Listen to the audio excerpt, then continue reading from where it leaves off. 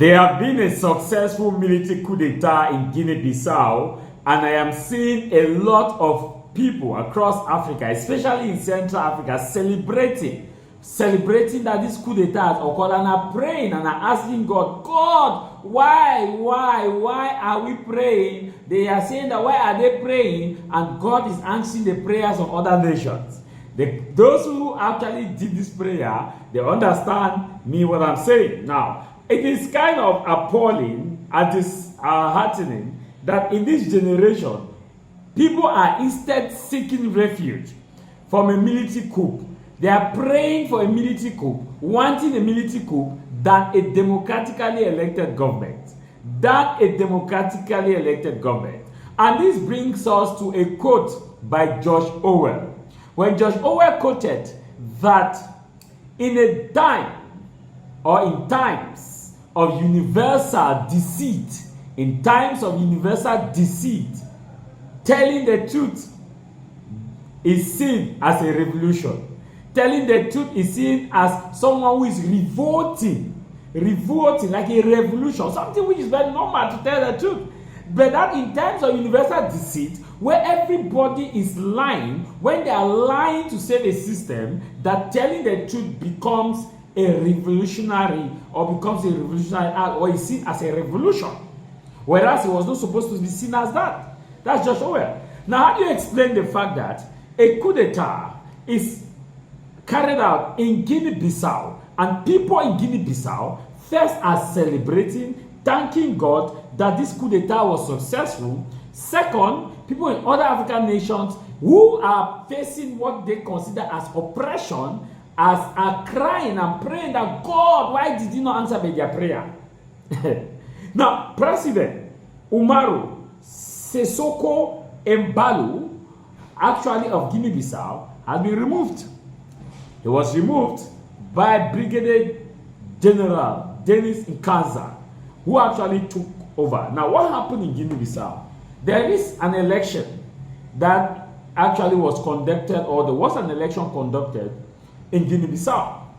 According to the opposition, that the opposition considered himself as the winner, or the main opposition considered the fact that they have won the election, and that based on the results, official results, or result they have from all the police stations, it proves that they have won the election. But President Umaru of Guinea-Bissau, on his own part, claimed that he's the one that has won the re-election, that the opposition has been defeated. The president claimed that he has 65%. But from data, everybody saw that the president of Guinea-Bissau has been defeated. It was clear that he has been defeated. In fact, defeated wholeheartedly, he has been defeated. But because at the time, the election committee is inside, institutions are inside. He had the army, he thought he had the army, he had the police, he had everything. And so he could use the powers to subvert or subjugate the will of the people. When he was doing that, the military guys, military men don't take nonsense. Military men are disciplined. Military men, real military men, when I talk about military men, real military men are disciplined, are respectant of constitution, they respect the rule of law, and they will not stand when injustice is perpetrated. They will not stand when the will of the people are subverted or changed or wanting to be changed. So the military, through Brigadier General Denis Nkanza of Guinea-Bissau, decided that they could not watch the president, Umaru, actually take away the will of the people. And because if he has to do that, the opposition will fight and Guinea-Bissau will descend into chaos. So what did they do? They simply went and arrested the president of Guinea-Bissau, arrested him, and declared that the military council is now officially in charge of Guinea-Bissau till further notice. They have suspended all election issues, post-election, because there was supposed to be post-election petitions to say, no, my lord, we won the election. No, my lord, that, of which nothing will change. So the military, as they're watching, these guys decided that they will stay true to the constitution and they will restore law and order in the country.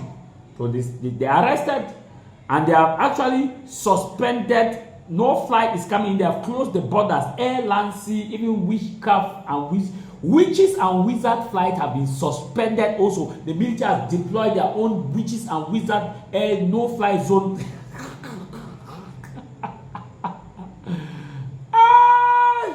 So they are suspended, witches and wizards have been suspended, and the military is in full force in Guinea-Bissau.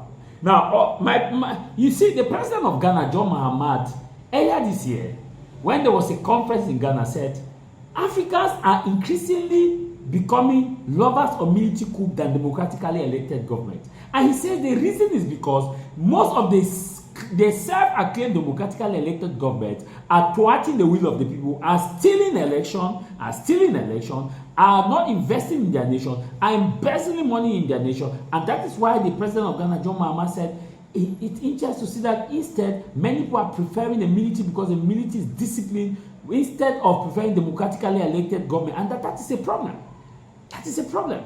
And he quoted that was why during his inauguration, when Ibrahim Traore was called, the whole place, all of the military nation, when their leaders were called, the whole place, especially Traore, the whole place vibrated the rhythm of Traore. Ibe. A lot of Africans now are praying and saying, God, why are you not asking? They're praying. It's sad. How did they get to the position that they are instead praying for this thing to happen to their country? Most African nations who have high-level dictators, who have elections stolen, who have stolen the mandate of people, their citizens who think their mandate has been stolen are asking that, God, why? If you know, yes, some said they want democratic. If you want the election democratically, you don't have anything to worry. Nothing to worry. Nothing.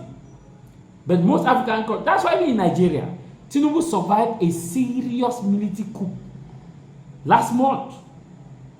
And several military high-ranking officials are under arrest, have been arrested. Why? Because the way Tinubu came to power was controversial. It's rumored that Peter Obi Gregory alleged he won the election. Watch this video. A military coup has been confirmed in Guinea-Bissau after senior officers appeared on live television declaring full control of the country. Brigadier General Denis Nkanha announced the closure of borders, suspension of elections, and the shutdown of all state institutions. Representing the senior leadership of the different branches of the armed forces, the High Military Command for the Restoration of the National Security and Public Order has today assumed full powers of the State of the Republic of Guinea-Bissau. Deeply committed to the values of national security, civil peace, the defense of territorial integrity, and the independence of Guinea-Bissau, the High Military Command for the Restoration of National Security and Public Order is responding to the discovery of an ongoing plan to destabilize our country.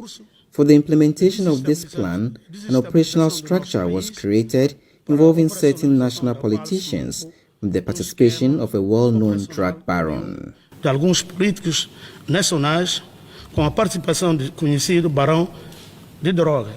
The abrupt power grab has plunged the nation into renewed uncertainty.